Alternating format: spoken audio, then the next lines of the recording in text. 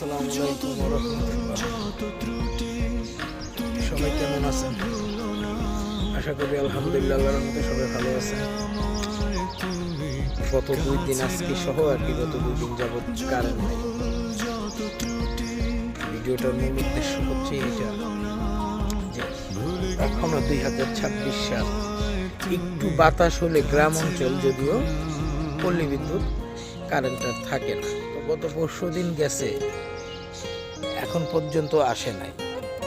এইখানের মানুষজন জনজীবন কেমন কাটাচ্ছে আল্লাহ তাআলাই ভালো বলতে পারে। আমি বিগত 3 মাস যাবৎ বাড়িতে আছি, খুব দ্রুতই আবার ঢাকা শিফট হবে ইনশাল্লাহ।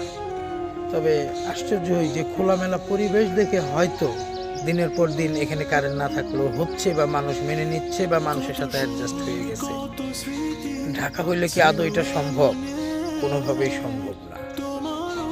1 থেকে 2 ঘন্টা কারেন্ট না থাকলে মোটামুটি একটা বিশৃঙ্খলা সৃষ্টি হয়ে যায়। হয়তো সুযোগ পাইলে ওইটার উদ্দেশ্যে শাহবাগে নতুন করে আবার একটা আন্দোলন হতে পারে।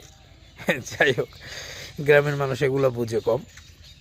ঢাকা তো কোনো কিছু হইলেই মোটামুটি শাহবাগকে আন্দোলনের কেন্দ্রবিন্দু হিসেবে বেছে নিয়েছে।